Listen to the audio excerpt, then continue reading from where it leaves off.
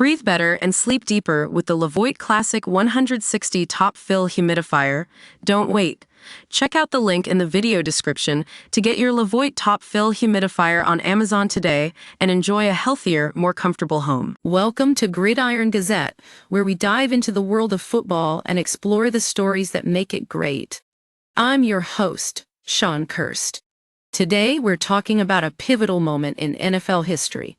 The 1965 AFL All-Star Game boycott. This was more than just a game. It was a statement against racial injustice. The players, led by guys like Ernie Warlick and Bob Christensen, risked their careers to stand up for what they believed in. I'm joined today by historian Jane Sapp, who's been studying this moment for years, and NFL legend Bobby Bell. For those who may not know, the story goes like this. The players were invited to participate in an all-star game, but they refused, citing their concerns about racism and segregation in the South. The players knew that by playing, they'd be perpetuating a system that treated black athletes as second-class citizens. Now, let's take a closer look at what happened next. The boycott was a direct result of the devastation caused by Hurricane Katrina in New Orleans just a few months prior. Cabbies were under orders to serve all customers, regardless of race, but the players knew that this was just a Band-Aid solution.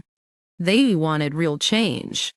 Ernie Warlick, one of the key players behind the boycott, had grown up in the South and understood the simmering danger their stand could generate.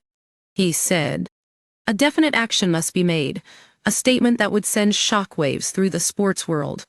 But it wasn't just about the boycott itself. It was also about the impact it had on the city of New Orleans. As historian Jane Sapp points out, the players provided an historic favor by shining a light on racist ugliness.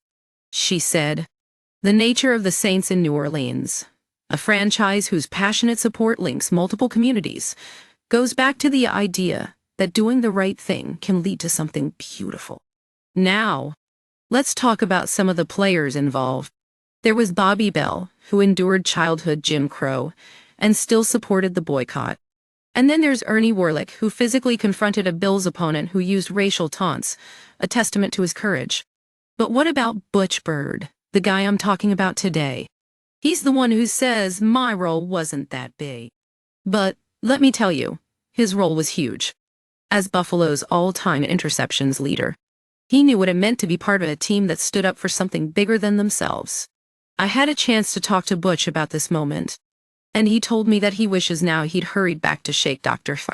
King's hand when he saw him walking by on the street as a young man at Boston University. It's clear that he still admires Warlick's courage and his willingness to risk his career for the cause.